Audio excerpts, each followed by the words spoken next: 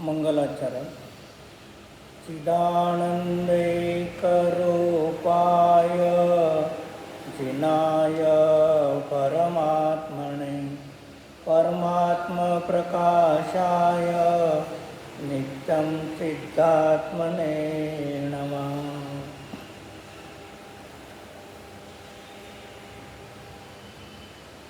पान नंबर 46, गाथा नंबर 29. गाथा पाठ.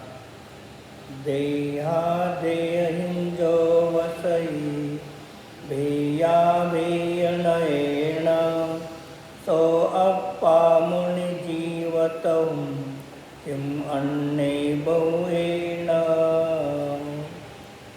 व्यवहार से देहस्तपरना नियत से देहस्त है हे जीव जानो उसे आत्म अन्य से क्या काम है. आचार्य योगींद्र देवविरची परमात्मा प्रकाश ग्रंथ. परमात्मा प्रकाश ग्रंथामध्ये आचार्य 29 नंबर गाथेमध्ये त्या संपूर्ण परमात्मा प्रकाश ग्रंथामध्ये आचार्य स्व आणि पराचं भेद विज्ञान करून स्व आत्म्याला स्व आत्मरूपाने जाणा आणि पराला पररूपाने जाणून स्वला ग्रहण करा, श्रद्धान करा, त्याचं अनुचरण करा. त्याच्यामुळे तुम्हाला पर्यायामध्ये निर्वाणाची प्राप्ती होईल. आणि स्वतःच्या आत्म्याला सोडून अन्य पदार्थाचा किती विचार केला तर त्याच्यामुळे तुमच्या साध्याची सिद्धी होणार नाही. तुमचं जे प्रयोजन आहे सर्व कर्माचा नाश करून मोक्ष अवस्था प्राप्त करणे हे साध्य सिद्ध होणार नाही. म्हणून या गाथेमध्ये आचार्य नयाच्या अपेक्षेने या ठिकाणी सांगत आहे. दुसऱ्या पॅरेग्राफमध्ये 4थी ओळ. निश्चय से सदा काल ही अन्यत्व पृथकत्व आहे. या देहामध्ये राहत असताना सुद्धा हा प्रत्येकाचा आत्मा देहापासून वेगळा भिन्न आहे आणि आपल्या स्वरूपामध्ये स्थित आहे. उसे जीव परमात्मा जानो. असा जो आत्मा म्हणा, जीव म्हणा, द्रव्य पदार्थ असा आत्मात निश्चयाने माझा स्वतःचा जीव आहे. अर्थात नित्य आनंद वितराग निर्विकल्प समाधि में स्थित होकर अपने आत्मा का ध्यान करो. मग स्वतःच्या आत्म्याचं ध्यान केल्यानंतर नियमाने निर्विकल्प अवस्था प्राप्त होते. जिथे निर्विकल्प अवस्था प्राप्त होते तिथे विकल्प नसतात, राग नसतात. म्हणून वितराग परिणती स्वयं होते. म्हणून तुला पर्यायामध्ये निर्विकल्प वितराग समाधी प्राप्त करायची असेल तर स्वतःच्या देहरूपी देहालयामध्ये असणाऱ्या स्वतःच्या आत्म्याचं ध्यान कर. अपने से भिन्न देह रागादि को से तुझे क्या प्रयोजन है. मग आपल्या आत्म्याहून असणारं आपलं शरीर. मग अन्य धर्मामध्ये सुद्धा प्रत्येक धर्मातले लोक सांगतात की शरीर आणि आत्मा भिन्न आहे. मसनवाट्यात गेलो हिंदूच्या सुद्धा तिथेही सांगितलं जातं की आत्मा अमर आहे, फक्त शरीर बदलतो.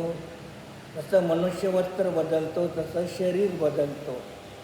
मग ते अन्य लोक पण सांगतात आत्मा नित्य आहे, शरीर अनित्य आहे, आत्मा आणि शरीर भिन्न आहे. मग जिन धर्मामध्ये सुद्धा तेवढंच सांगितलं स्थूल रूपाने आत्मा आणि शरीर भिन्न आहे. मग अन्य मतावलंबीने आमच्यामध्ये काही फरक झाला का. त्यांनी पण सांगितलं आत्मा आणि शरीर भिन्न आहे आणि आपण सांगितलं आत्मा आणि शरीर भिन्न आहे. मग दोघांनी तेच कथन केलं. मग जैन धर्माने काही विशेष कथन केलं का.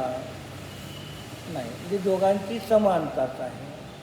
मग स्थूल रूपाने दोघांमध्ये शरीर आणि आत्मा भिन्न आहे, ही समानता असताना सुद्धा दिनागमामध्ये त्याच्या पुढे जाऊन परत सांगितलं जातं.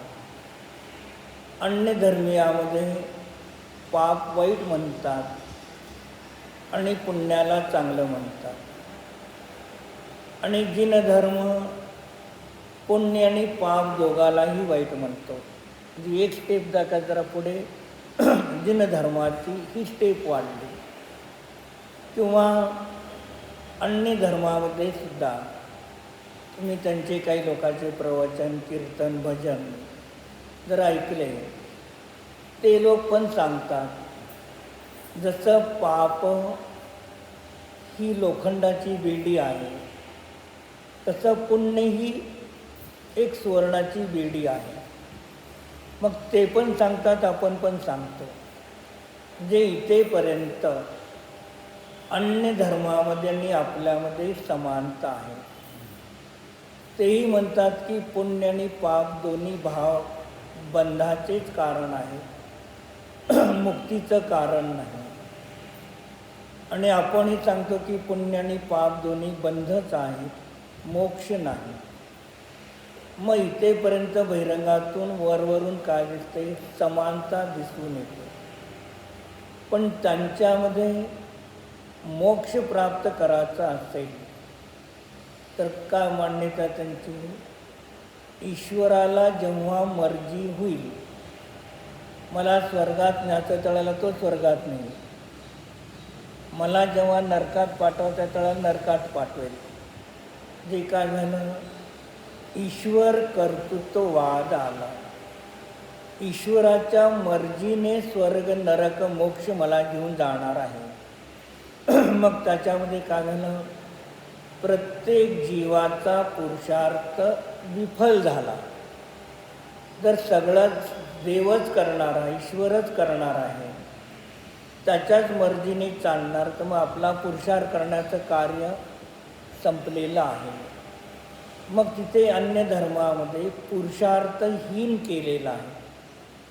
आणि जिन धर्मामध्ये काय सांगणार, जो जीव जशा प्रकारचे परिणाम करतो त्या त्या परिणामाच्याद्वारे त्याला त्याचं फळ मिळतं, अन्य कोणी ईश्वर त्याला फळ देत नाही. म्हणून आपण 12 भावना, कार्तिक अनुप्रेक्षा आदी ग्रंथामध्ये सांगितलं जातं, जो जीव जशा प्रकारचे परिणाम करतो पुण्य पापाचे, तशा प्रकारचं फळ तो एकटाच जीव भोगतो, अन्य दुसरा कोणीही भोगत नाही.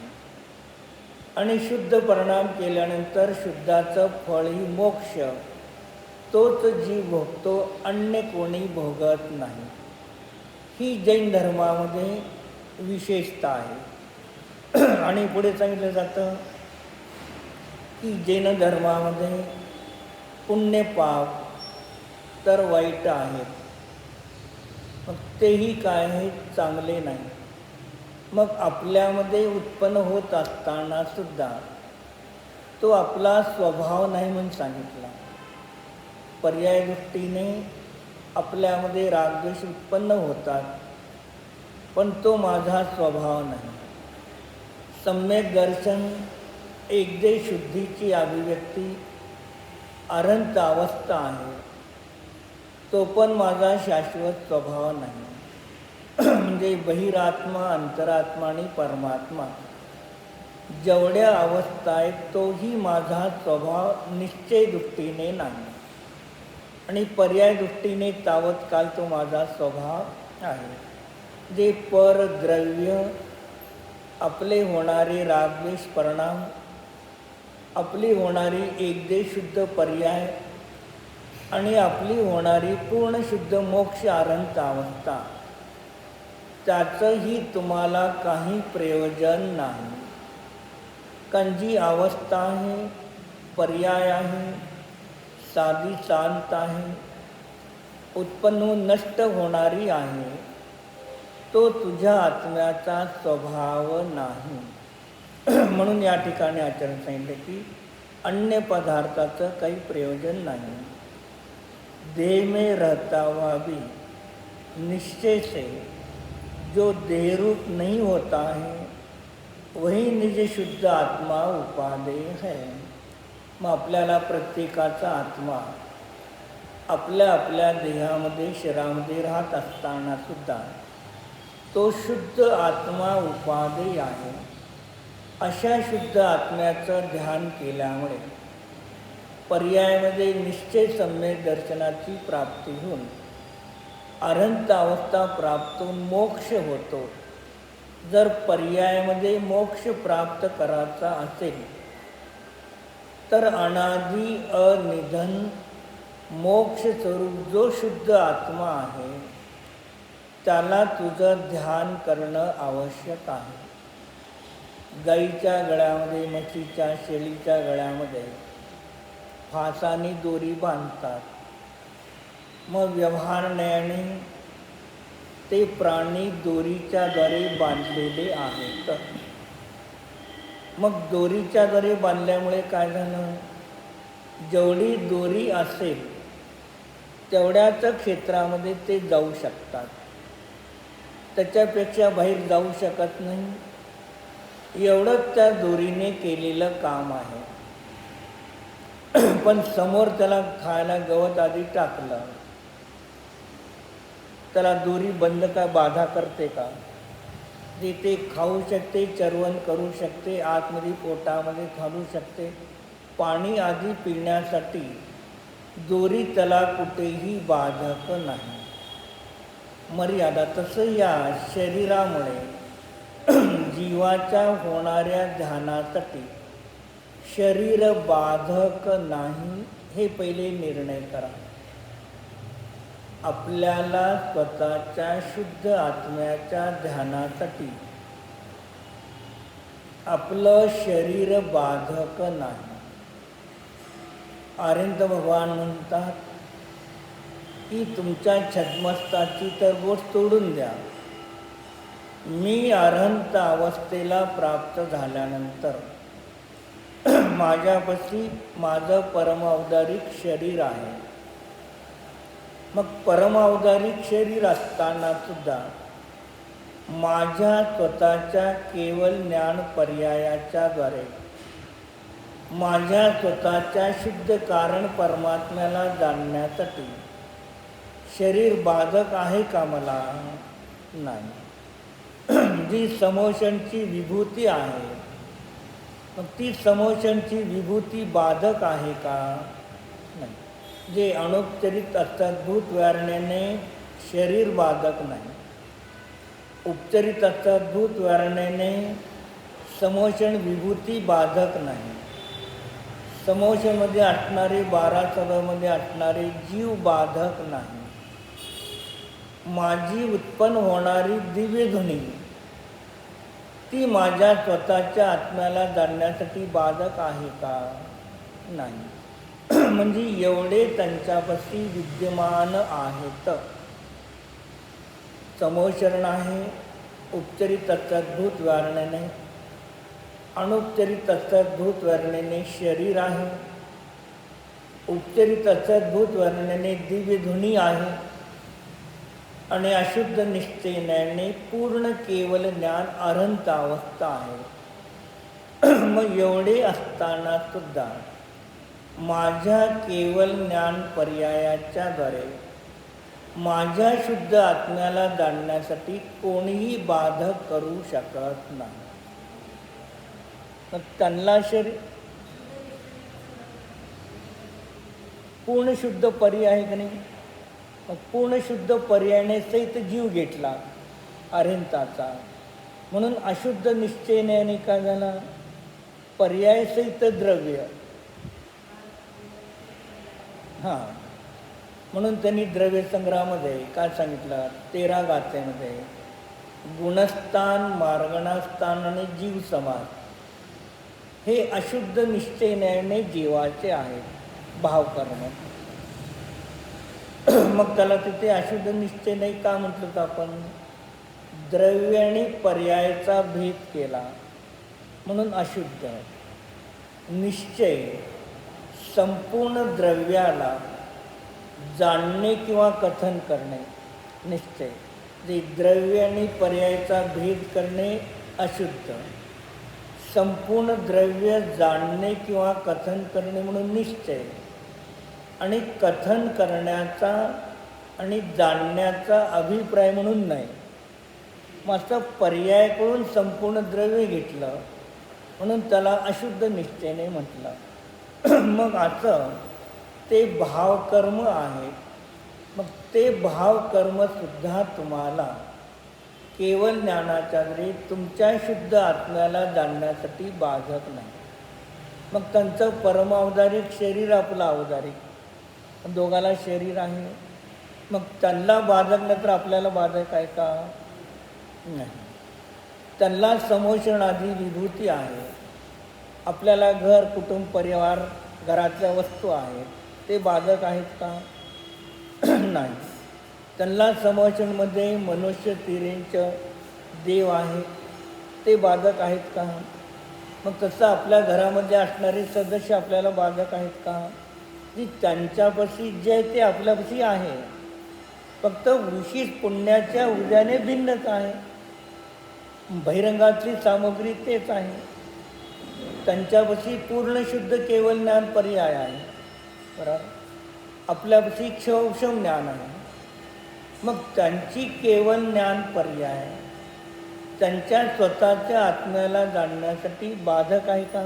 नाही. मग तशी आपली क्षौक्षमिक ज्ञान पर्याय आपल्या शुद्ध आत्म्याला जाणण्यासाठी बाधा आहे का? जे त्यांना जर कोणत्या वस्तू बाधक नाही ते मग तशाच वस्तू माझ्याबद्दल मला कुठे बाधा येणार आहे? नाही. समजा अंधकार झाला, लाईट गेलेली आहे आणि आपण हातामध्ये बॅटरी घेतलेली आहे आणि आपल्याला मेणबत्ती आणि काडीपेटी पाहिजे आणि आपण एका ठिकाणी काडीपेटी आणि मेणबत्ती ठेवलेली आहे आणि जिथे बसलो त्या ठिकाणी बॅटरी पण ठेवून आपण बसलेले आहोत. लाईट गेली आणि आपण बॅटरीचं बटन सुरू करून बॅटरीला प्रकाश केला. आता जी आपण हातामध्ये बॅटरी घेतलेली आहे त्या बॅटरीचा प्रकाश कोणत्या वस्तूवरती टाकायचा ते आपल्या हातात आहे का बॅटरीवर अवलंबून आहे? आपल्याकडे. तसं आपली ज्ञान पर्याय जी आहे ती आपली ज्ञान पर्याय कोणत्या विषयाला जाणाचं आहे माझ्या ज्ञानावर अवलंबून आहे, वस्तूवर नाही. मग त्याच बॅटरीचा प्रकाश तुम्ही अन्य विषयावर टाकला तर तो प्रकाश बाहेर वस्तूला प्रकाशित करणार आहे. पण त्या अंधकारामध्ये तुम्हाला मेणबत्ती काडीपेटी घेऊन मेणबत्ती लावून जो प्रकाश कार्य करायचा ते होईल का? म्हणजे मग बॅटरीचा प्रकाश तर काम करत आहे पण तुम्ही अन्य विषयावर टाकल्यानंतर तुमचं जे प्रयोजनाने तुम्ही बॅटरी जे चालू केली ते प्रयोजनाची सिद्धी होत नाही. मग तसं आपली ज्ञान पर्याय तिथे आपल्यापाशी किती आहे? 4 कर्म आहेत. किती कर्म आहेत? 4. द्रव्य कर्म ज्ञानावरणादी, नो कर्म शरीर धनधान्य संपत्ती, भावकर्म पुण्य पापरूप परिणाम. हे भावकर्म द्रव्यकर्म नो कर्म हे 3 मान्य आहे. मग कर्म शब्दाचा अर्थ एक चौथा काय होतो? ज्ञानाच्या द्वारे जाणवीत येणारा जो विषय आहे त्याला कर्म म्हणतात. मग तिथे काय केलं? परीक्षामुख सूत्रामध्ये एक सूत्र दिलं. काय दिलं? अहम घटम आत्मानं वेदनी. मी घटाला आत्म्याच्याद्वारे जाणतो. संस्कृतमध्ये अहम घटम आत्मानं वेदनी. हिंदीमध्ये मी घटाला आत्म्याच्याद्वारे जाणतो. बरोबर. मग आता ते लिहिलं वाक्य, मी घटाला आत्म्याच्या घरी जाणतो.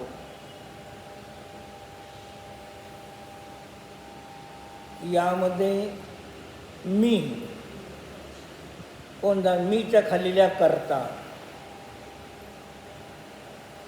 आत्म्याच्या द्वारे करण, पदार्थाला जाणतो क्रिया, कर्ता करण आणि क्रिया. तर राहिला कोणचा? कर्म. आता कर्म कोण राहिला? घट. जे ज्ञानाच्या द्वारे जाणवीत येणाऱ्या विषयाला पण कर्म म्हणतात. मग जसे बहिरंगातले विषय कर्म आहेत, मग आता ते जसं मी घटाला आत्म्याच्या द्वारे जाणतो, मी माझ्या आत्म्याला आत्म्याच्या द्वारे जाणतो, मी माझ्या आत्म्याला माझ्या ज्ञानाच्या किंवा ज्ञानाच्या द्वारे जाणतो. मग मी काय झाला? करता. ज्ञानाच्या द्वारे झालं करण, जाणतो क्रिया. तर कर्म कोण राहिलं? स्वतःचा आत्मा. मग आत्मा पण कर्म आहे की नाही?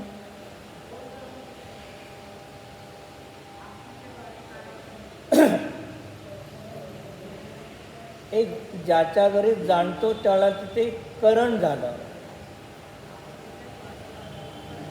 मी आत्म्याला आत्म्याच्या घरी जाणतो, तर मी आत्म्याला ज्ञानाच्या घरी जाणतो, दोन्ही चालतं. मग आत्म्याच्या घरी जाणतो त्याला आत्माकरण झाला आणि कुणाला जाणतो? आत्म्याला. तेव्हा तो आत्मा काय झाला? कर्म झाला. मग आपल्या ध्यानाच्या वेळेला सुद्धा आपल्या ज्ञानाच्या घरी जाणवीत येणारा आपला आत्मा ही कर्म आहे, विषय आहे. पण भावकर्म, द्रव्यकर्म, नो कर्म हे जसे कर्म आहे, तसा आपला शुद्ध आत्मा ही एक कर्म आहे, विषय आहे, ज्ञानाच्या द्वारे जाणवेत येतो. त्यालाच काय म्हणणार? प्रमेय धर्म आहे, ज्ञेय स्वभाव आहे. ज्ञेय म्हणा, प्रमेय म्हणा किंवा कर्म म्हणा, हे सगळे समानार्थी शब्द आहेत. म्हणजे आपली ज्ञान पर्याय आपल्याच ज्ञानाच्या द्वारे आपण आपल्या स्वतःच्या शुद्ध आत्म्याला जाणू शकतो. जी एक क्षण मात्र आपण आपल्या शुद्ध आत्म्याचा विचार करू शकतो. म्हणून आचार्य सांगतात, स्वतःचा निज शुद्ध आत्माच उपादेय आहे. जे भावार्थ काय झालं? व्यवहारण्याने शरीरामध्ये आहात, निश्चय न्यायाने शरीराहून भिन्न आहे. मग जो निश्चय न्यायाने शरीराहून भिन्न आहे, शरीरामध्ये राहून तो शुद्ध स्वतःचा आत्मा तो ध्यान करण्यासाठी उपयोगी आहे. आता मंदिरमध्ये अभिषेक चालू होता की नाही? चालू होता. मग मंदिर आहे, मंदिरमध्ये आदिनाथाची बाजूला मूर्त्या आहेत, पण त्यांनी थाळीमध्ये ज्या मूर्त्या घेतल्या त्यांचाच अभिषेक केला नाही. मग अभिषेक मंदिरचा होतो का मूर्तीचा? मूर्तीचा का मंदिरचा? मंदिरचा अभिषेक कोण करतात का? शुद्धीच्या वेळेला मंदिर पूर्ण झाल्यानंतर एक पाण्याने आपण स्वच्छ धुवून घेतो, ती गोष्ट निराळी. म्हणून याचा अर्थ काय झाला? मंदिरचा अभिषेक केला जात नाही आणि एक अपेक्षेने मंदिर पूज्य नाही. मंदिर एक अपेक्षेने पूज्य नाही, पण मूर्ती पूज्य आहे म्हणून मंदिरला पूज्यता आहे या अपेक्षेने. आणि एक अपेक्षेने मंदिरची पहिली जो मोठा दरवाजा आहे धोंडा, तो पूज्य आहे, कारण तिथून मंदिरला सुरुवात झाली, कारण समोषणला तिथून सुरुवात झाली. मग व्यवहारण्याने पहिल्या पायरीपासून संपूर्ण मंदिर पूज्य आहे. कोणत्या न्यायाने? व्यवहारण्याने. आणि ज्या ज्या ठिकाणी जी मूर्ती ठेवली ती मूर्तीच पूज्य आहे, मंदिर आधी पूज्य नाही. मग तसं इथे आचार्य सांगतात, तुमचा आत्मा निश्चयाने तुमच्या शरीरामध्ये आहे आणि तो शुद्ध आहे, शुद्धच राहणार आहे, शुद्धच होता. मग त्याला तुमच्या वर्तमानाच्या ज्ञानामध्ये मी शुद्ध आहे एवढा तुम्हाला विचार करायचा आहे, बाकी काही करायचं नाही. आपण आपल्याला पर्याय दृष्टीने दिवसभरामध्ये द्रव्य दृष्टीने आणि पर्याय दृष्टीने किती वेळा पाहतो? पर्याय दृष्टीने स्वतःला जाणतो का नाही? मग तुम्हाला पर्याय दृष्टीने जाणण्यासाठी ती पर्याय म्हणते का तुम्ही मला पर्यायाला जाणा? पर्याय तर येतात जातात, बाहेरचे नेय आहेत, पण ते नेय किंवा आपली पर्याय आपल्या ज्ञानाला कधीच म्हणत नाही की तू मला जाण. पण ज्ञान काय करत आहे? अनादिकालापासून पर्यायालाच नेय बनवत आहे, पर्यायालाच ज्ञानाचा विषय बनवत आहे. मग आचार्य सांगतात, पर्याय म्हणजे लक्ष्य असेल तर नियमाने विषमता असणार आहे. समजा आता आपण सामुदायिक रूपाने स्वाध्यायाला करत आहोत. मी म्हटलं की मी सांगणारा श्रेष्ठ आहे, तुम्ही म्हणला आम्ही ऐकणारे कनिष्ठ आहात. मी म्हणणार जास्त माझ्यापाशी ज्ञान आहे, तुम्ही म्हणणार आमच्यापाशी ज्ञान कमी आहे. कुठे पाहू लागलो? पर्यायाला. कमी पर्यायाने ज्ञान, जास्त पर्याय. मी मुनी आहे, तुम्ही गृहस्थी आहात, कुठे पाहू लागला? पर्यायाला. आम्ही कपडे काढले म्हणून वी तराग्या, तुम्ही कपडे काढला म्हणून सरागी आहात. ही दृष्टी कुठे आहे? सगळी पर्यायाकडे. मग पर्याय आहे का नाही? आहे, त्याचा नकार नाही. पण सरागी मुनिराज, वितराग मुनी, सरागी ग्रस्त, कपडे घातलेले कपडे न घातलेले, त्यांचा जो आत्मा आहे तो आत्मा रागी द्वेषी सरागी मुनी ग्रस्ती आहे का? नाही. मग सगळ्याचा आत्मा विशुद्ध ज्ञान दर्शन स्वरूप आहे, जे आम्हाला परिचित नाही त्याची ओळख करून द्या. कारण मग त्याच्या द्रव्याच्या स्वभावाच्या लक्षाने सम्यक दर्शन प्राप्त होणार आहे. आम्ही रागी द्वेषी मोही संसारी आहोत, आम्हाला माहीत आहे. मग जे माहीत आहे ते सांगून तुम्हाला विशेष काही प्राप्ती होणार नाही. म्हणून आचार्य सांगतात, असा शुद्ध आत्मा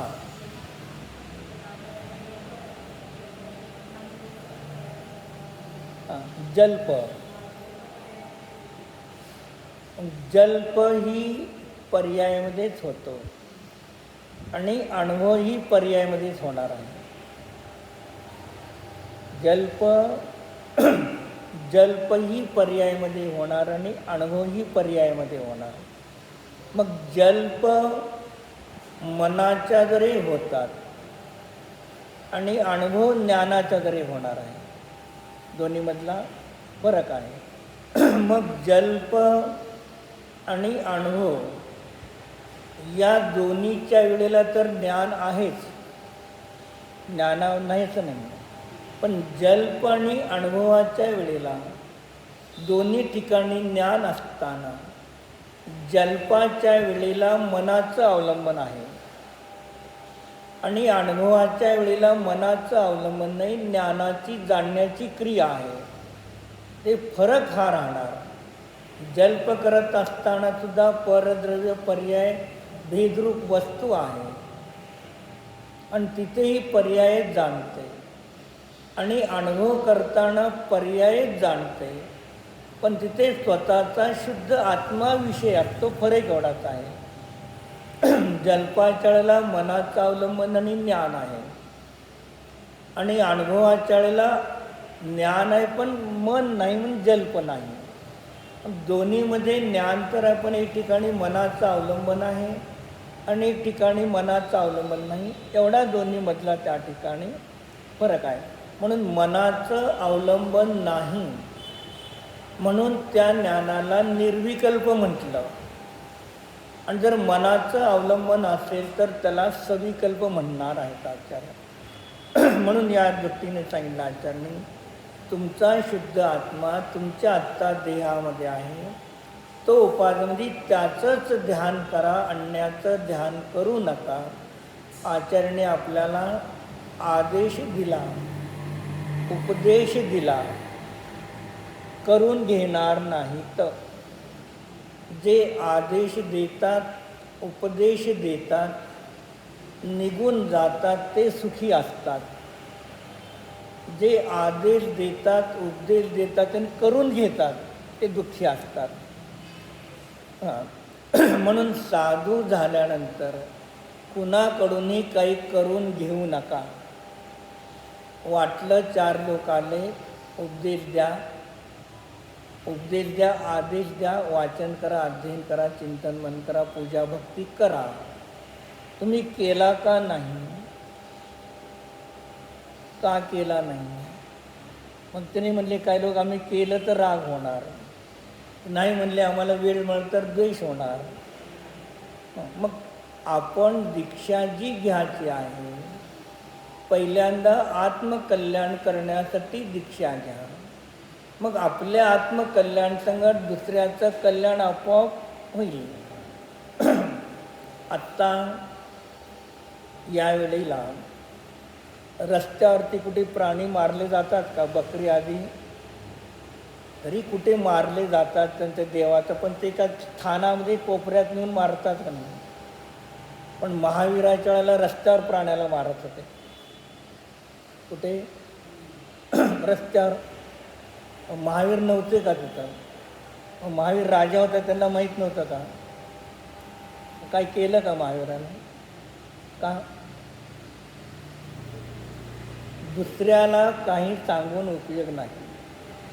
मग महावीरांना विचारसुद्धा आला नाही की त्यांना सांगण्याचा भाव. मग रस्त्यावरती तिथे हिंसा होत होती. वैदिक लोक होमाच्या माध्यमातून प्राण्याला मारत होते. पण महावीराने कोणाला काही सांगितलं नाही. महावीराने सांगितलं, तू स्वतःमध्ये राहा, स्वतःला समजव. मग मुनी झाले. मुनीहून स्वतः अहिंसेचं पालन केलं. कुणाला सांगितलं नाही अहिंसा पाला म्हणून. स्वतः अहिंसेचं पालन केलं. त्यांच्या जे राजे दीक्षित झाले ते अहिंसा धर्माचं पालन करू लागले. भगवान महावीराला केवळ ज्ञान झालं, तर लोक आले, उपदेश ऐकले, तर अहिंसा बंद झाली. म्हणजे महावीराने सुद्धा आपल्या जीवनामध्ये राजा अवस्थेमध्ये सुद्धा काही काम केलं नाही. महावीर तीर्थंकर होते. दीपा महावीराने किती मंदिर बांधले, किती पंचकल्याणिका केल्या? नाही. ही नते कनिष्ठ झाले. किती धर्मशाळा बांधल्या? काही नाही केलं. किती लोकांना दीक्षा दिल्या? ही सगळे कनिष्ठ म्हणा त्यांना. जे एक मंदिर बांधलं नाही, एक धर्मशाळा बांधली नाही, कुणाला शिकवायला गेले नाही, काहीच केलं नाही. मग काही नाही केलं तेव्हा त्यांना केवळ ज्ञान झालेलं आहे, हे लक्षात ठेवा. आणि तुम्ही काही करत गेला तर काहीच होणार नाही, निश्चित आहे. कानला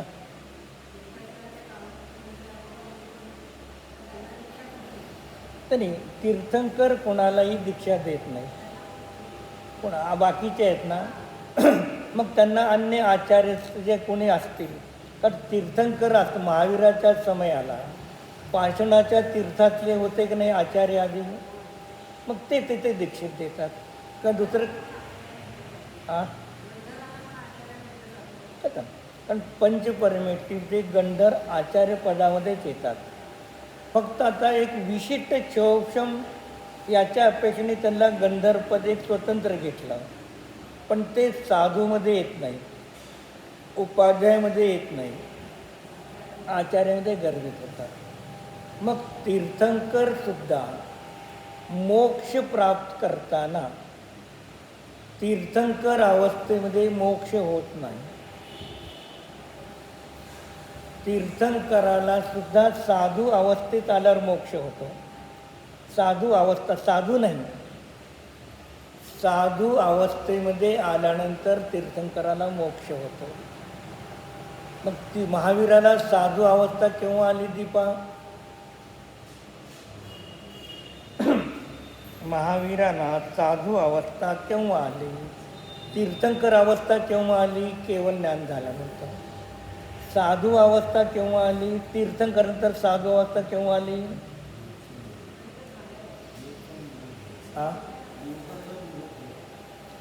ज्या वेळेला त्रयोदशीला योग निरत करून पावापुरी जाऊन थांबले, म्हणजे काही नाही, समोषण विभूती साधू, म्हणजे जसं साधूपची पिंच, पण त्याला पिंची कमडून नाही, म्हणजे सर्व परिग्रह समोषण आधी सगळी विभूती सोडून त्रयोदशी दिवशी पावापुरीवर थांबले, तळाला साधू झाले. जे सर्व उपाधीला सोडून केवळ ज्ञान होत असतं, मोक्ष होत असतं. आणि आपण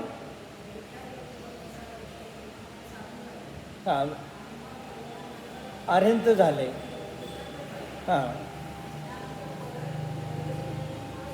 साधू झाले, मग तेव्हा केवळ ज्ञान झाल्यावर साधू झाल्यानंतर मोक्ष होत असतो. जे जेवढ्या उपाधी आहेत त्या सगळ्या उपाधी सोडावं लागते, तेव्हा ते पूर्ण अवस्था प्राप्त होते. म्हणून तुम्ही होता पंढरपूरला, विशुद्ध सागर पंचकर्णिकाच्या वेळेला सगळे लोक महाराजांना आता तिथे पद मिळणारा पंचम काय जे पट्टाचार्य पंच जे काय असेल, सगळ्या लोकांना फार आनंद झाला. शुद्धमती माताजी ते महाराज आचार्य सगळे होते. मला एक भाव आलता त्यावेळेला सांगायचा, किती उपाधी लावून घेता म्हणलं, एक एक एक एक उपाधी चालले म्हणलं. एक शिका, मग पहिले काय याला ते काय, नंतर दुसरी आली, दुसऱ्यानंतर तिसरी आली, चौथी आली, मग एवढ्या उपाधी काय लावता? अरे कुंद कुंद अमृतचंद्र आचार्य, आपल्या आईवडिलाचं नाव लिहिलं नाही, दीक्षा गुरुचं नाव लिहिलं नाही कोणी आचार्यांनी, आणि आपली कुठे उपाधी मना म्हणलं होतं, हे उपाधी घेऊन का चालला आचार्य श्री, उपाध्या काढा बाजूला. पण आता अज्ञानीची संख्या जास्त काय बोलणार, परत कधी गेलं तर मी बोलणार, सोडत नाही. त्यांनी समयसार सांगितला,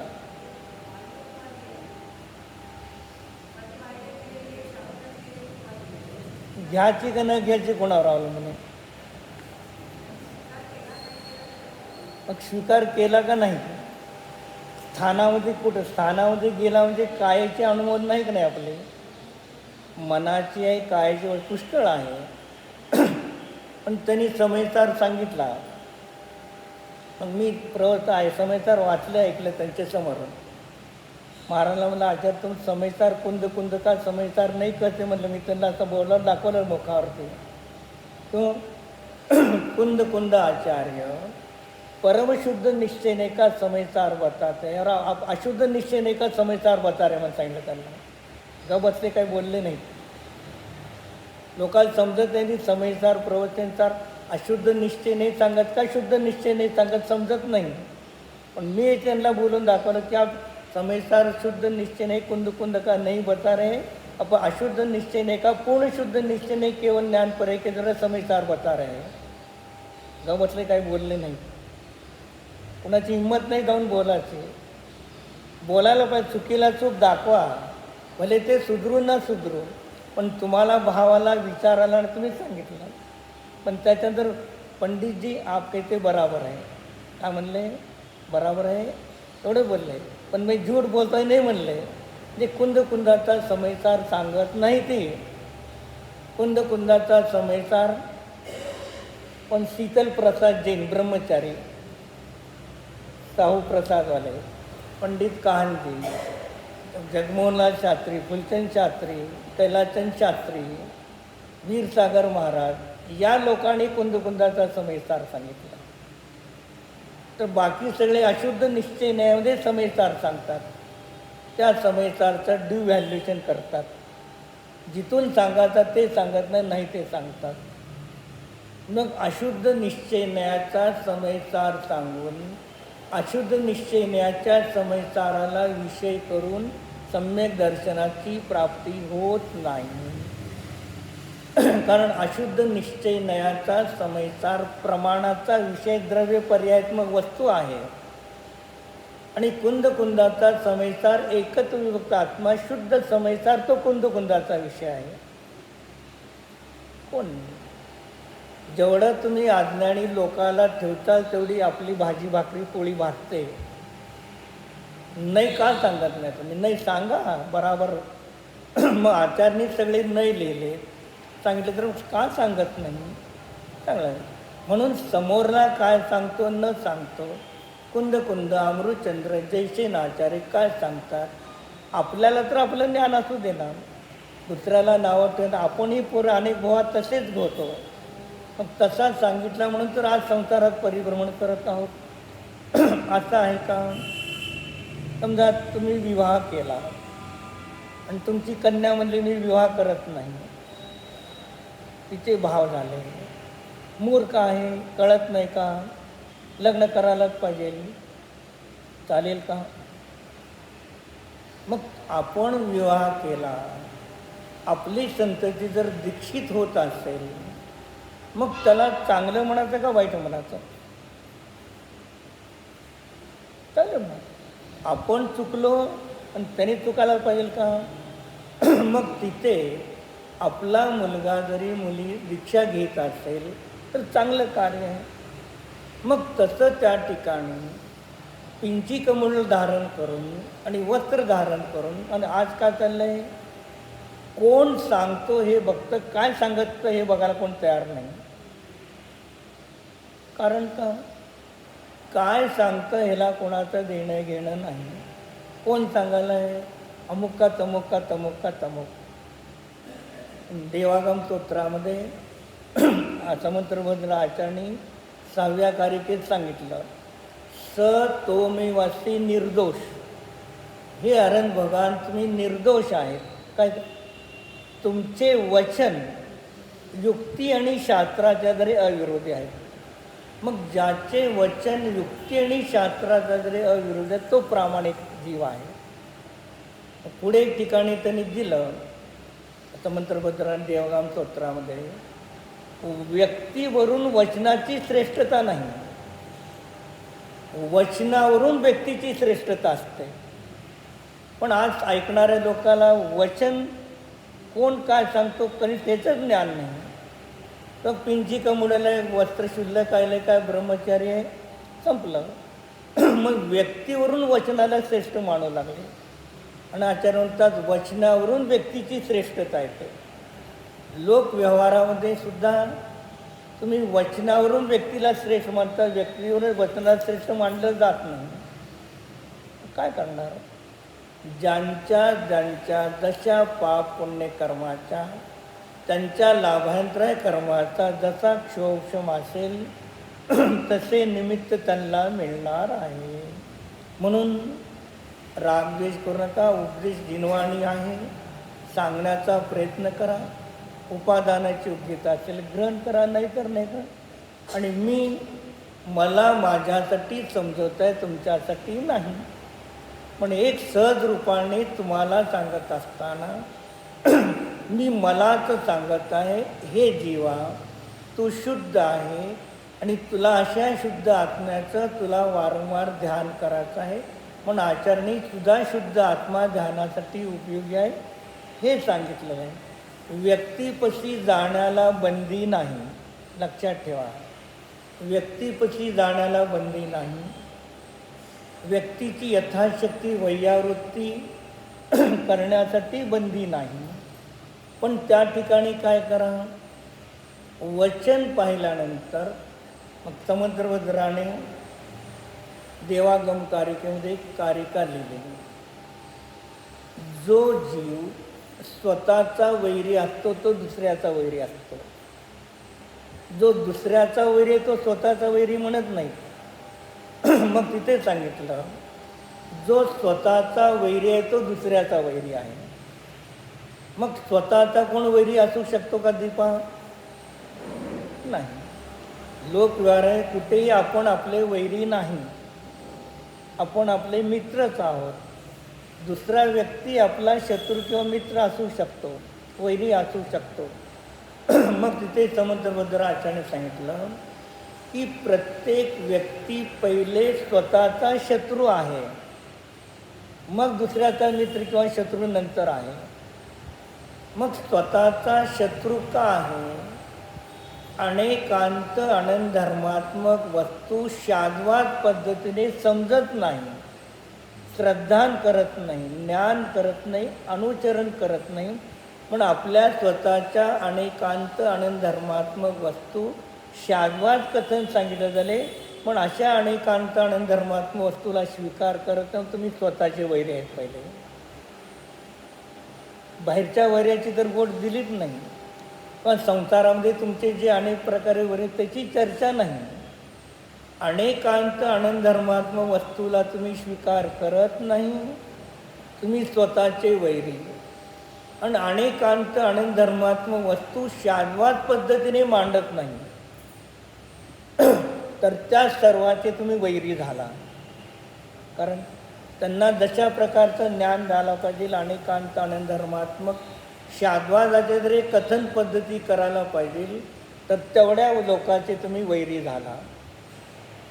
हाय सत्य ऐकायला कोणाची तयारी बाजारात महाराज लोक म्हणत होते, मग तुम्ही चौकात प्रवचन करा. पण ते तरुण सागर महाराजाचं चौकात प्रवचन करतात ते मोठ्या मोठ्या ठिकाणी.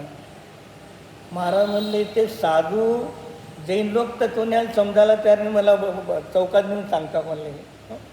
इथले तुमचे लोक ऐकायला समजायला तयार नाही कुणापाशी सांगून सुद्धा. आणि बाजारात चौकामध्ये काय करता म्हणे मी, इथले पहिले समजा जैन मिथ्या दृष्टी, त्यांना पहिले सम्यक उपदेश द्या. ज्यांना 6 द्रव्य 7 तत्व 9 पदार्थ नाही, तिथे जाऊन काय उपयोग आहे.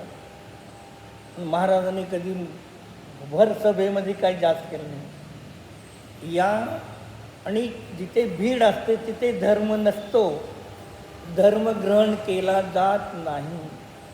जिथे थोडे लोक असतात तिथे व्यवस्थित कंटिन्यू चर्चा चालली. वीरसागर महाराजांनी गाथेची संस्कृत प्रत्येक ओळ, अमृतचंद्राच्या जयसिनाकर प्रत्येक ओळ न ओळ घेऊन प्रवचन ग्रंथ पूर्ण केले. पण आजपर्यंत कोणी साधू ग्रंथ गाथेची प्रत्येक टीका असं पूर्ण करून प्रवचन केलेलं एक साधूसुद्धा मी बघितला नाही आजपर्यंत. संघामध्ये वाचन असेल, संघाच्या वाचनामध्ये, पण असं प्रवचन रूपाने गाथा घेऊन प्रत्येक टीका घेऊन प्रत्येक टीकेचं स्पष्टीकरण, पण ग्रंथ पूर्ण केलेला कोणी तुम्हाला दिसत नाही. आणि ते गाथा घेऊन टीका घेऊन टीकेचं प्रत्येक वाक्य घेऊन त्यामध्ये नाही सांगणारे कोणीच नाही. तर मग आपण आपलेही शत्रू बनू लागलो आणि दुसऱ्यालाही शत्रू म्हणजे अज्ञान. आपलं अज्ञान, गाढ अज्ञान, आपण गाढ अज्ञानामध्ये प्रवेश करू लागलो. पण मानू लागलं काय, माझा अंधार जाऊन प्रकाश होत चालला आहे. जे दुसऱ्याला आणि स्वतःला आपण गाढ अंधकारामध्ये टाकतो. जसं दुर्योधनाची माता, नाव काय, दुर्योधनाची माता, तिला काय होते, डोळ्याला गांधारी पट्टी बांधली होती. ती का आंधळी होती का? तिचा नवरा आंधळा होता का? धृतराष्ट्र आंधळा होता. जैन धर्मामध्ये 63 शलाका पुरुषामध्ये उत्कृष्ट आहेत. 120 उत्कृष्ट पुरुषात ना त्याच्यात ते आंधळा नाही. अन्य लोकांनी मानलं तर आंधळा. मग तसं ती डोळ्याला पट्टी बांधते. तसंही मोहाची पट्टी बांधलेली डोळे असून अज्ञानाचं ज्ञान हे पट्टी आहे, तर काही दिसत नाही. जे आपण सत्य सांगतो का असत्य सांगतो, कुठे कोणता नाही आहे. मी ते का सांगितलं, निजे शुद्ध आत्मा उपाधी आहे, म्हणजे पारणामिक भाव. आत्ता तुमच्याशी पारणामिक भाव शुद्ध नाही, पर्याय अशुद्ध, तर तुमचं द्रव्य शुद्ध नाही, अशुद्ध आहे. मग काय सांगू लागलं? आचार्य म्हणतात निजशुद्ध आत्मा उपाधी आहे, जे आत्ता पारणामिक भाव तुमचा शुद्ध आहे, व्यक्त आहे, प्रगट आहे, त्याचं ध्यान करा. आम्ही म्हणतो पर्याय अशुद्ध तर द्रव्य शुद्ध कुठं आहे? पर्याय एक देश शुद्ध तर द्रव्य एक देश शुद्ध होईल, आणि पर्याय पूर्ण शुद्ध होईल तर द्रव्य पूर्ण शुद्ध होईल. तुम्ही अशुद्ध निश्चयने सांगू लागला, शुद्ध निश्चयने सांगतच नाही. कोण समजणार, कुणाला समजणार? म्हणून ऐकायला जावा, पण स्वतःचं अध्ययन, चिंतन, मनन, आपली श्रद्धा ठेवून जगामध्ये कुठेही जावा. तुम्ही कधीही फसणार नाही. आणि आपली झोळी रिकामी काहीच नाही, तर जे कोण टाकेल ते गपचे घेऊन येणार, असं करू नका. म्हणजे इथे आचार्य काय म्हणतात, म्हणून तिथे समुद्रभद्र आचार्यांनी देवागम स्तोत्रामध्ये सांगताना शिष्याने प्रश्न विचारला की आचार्य, तुम्ही अन्य मताची निंदा करू लागला आणि जिन मताची स्तुती करू लागला. मग तुम्ही निंदा आणि स्तुती करता तर तुमच्याशी समताभाव कुठं आहे? असं समुद्रभद्र आचार्यानं तिथे प्रश्न विचारला, किंवा समुद्रभद्र आचार्याने स्वतःला प्रश्न विचारला. मग तिथे कारिकामध्ये समुद्रभद्र आचार्याने सांगितलं, मी भगवान महावीराबद्दल राग करत नाही आणि कपिलादीबद्दल द्वेष करत नाही. कारण जिथे राग द्वेष आहे तो साधू नाही. मग मी कपिलाबद्दल द्वेष करत नाही, महावीराबद्दल राग करत नाही. कसं काय राग द्वेष करत नाही? तर दिसतं कपिलादी खोटे आहेत आणि महावीर सत्य आहे, तर दिसतं.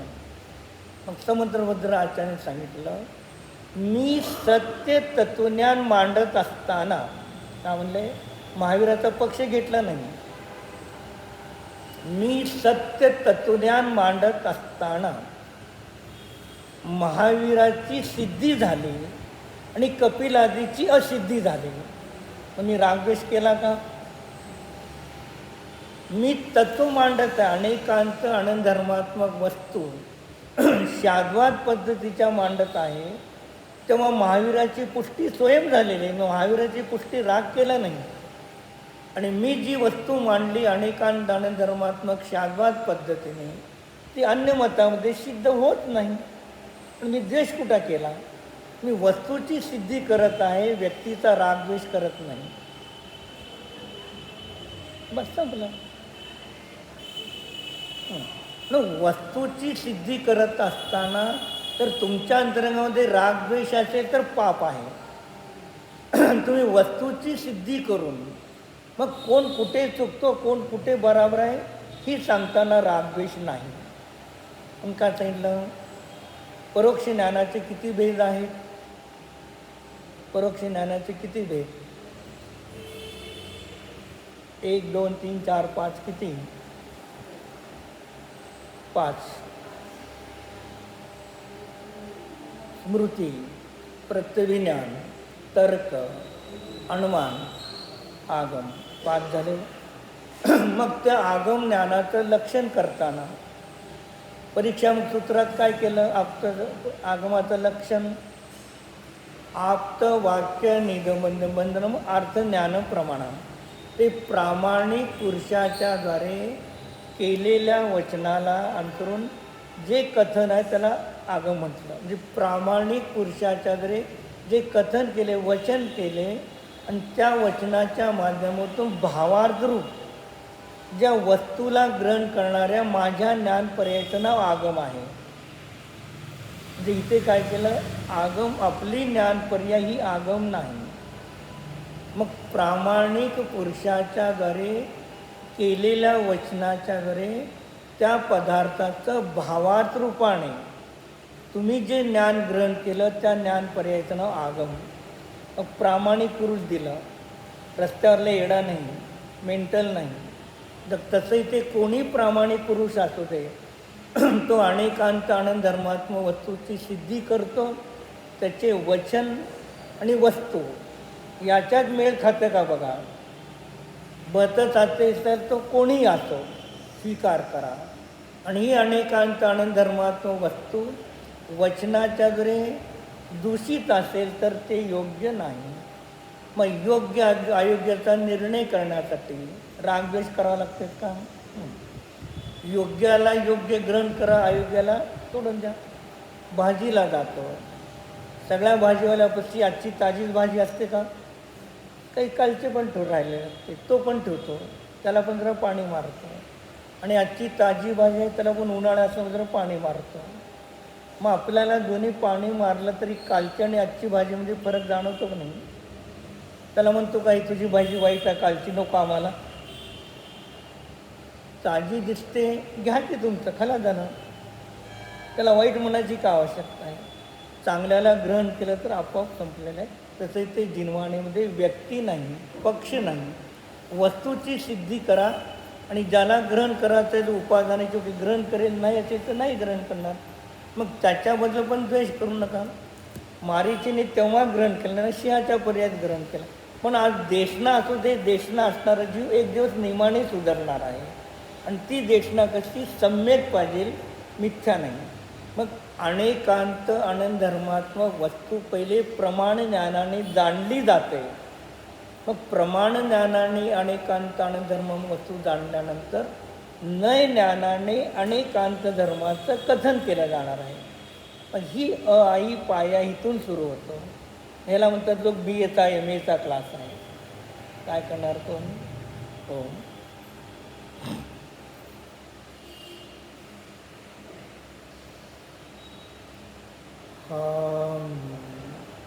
एक स्वयं सिद्ध ज्ञान आनंद करो निज शुद्धात्म द्रव्य आहे. स्वयं परिपूर्ण आहे. स्वयं अनेकांतात्मक शुद्धात्म द्रव्य आहे.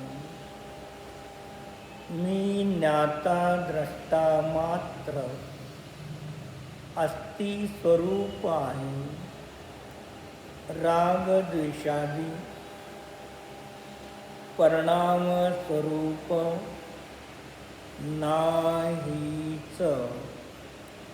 म्हणून मी स्वभावाने अनेकांतात्मक शुद्ध आत्मा आहे. मी द्रव्य अनंत गुण त्रिकालवर्ती अनंत पर्याय याने सहित अनंत धर्मात्मक स्वरूप निज शुद्धात्म द्रव्य आहे. निरंजन स्वरूप आहे. परम पवित्र परमात्मा आहे. ज्ञाता मात्र शुद्ध स्वरूप आहे.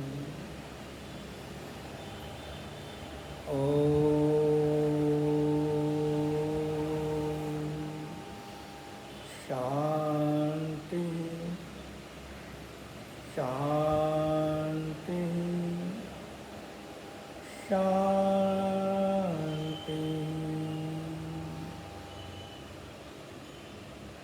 विसर्जन. नमो अर्यन्ताणं नमो सिद्धाणं नमो आयर्याणं नमो वज्रायाणं नमो लोहितवतागुणं नमो अर्यन्ताणं नमो सिद्धाणं नमो आयर्याणं नमो वज्रायान नमो लोये सवतान नमो अर्यन्तान नमो सिद्धाणं नमो आयर्यान नमो वज्रायान नमो लोये सवतान ओम विसर्जन.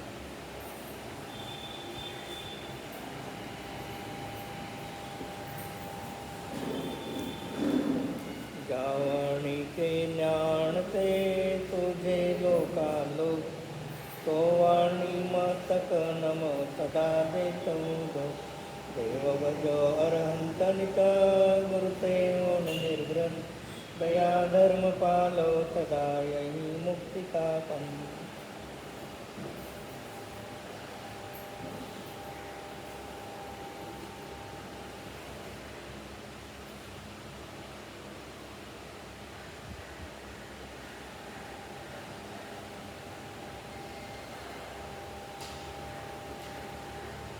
सिद्धांत शास्त्र की जय, दिनवाणी माता की जय, चौसौ भगवान की जय, अनंतानंत सिद्ध परमेष्ठी भगवान की जय, आचार्य श्री योगेंद्र देव विरचित परमात्मा प्रकाश ग्रंथ की जय, आचार्य श्री शांति सागर महाराज परम पूज्य मुनि श्री वीर सागर महाराज की जय, 309 करोड़ मुनिराज की जय, आदिनाथ भगवान की जय, तो शुद्धात्म तत्व की जय.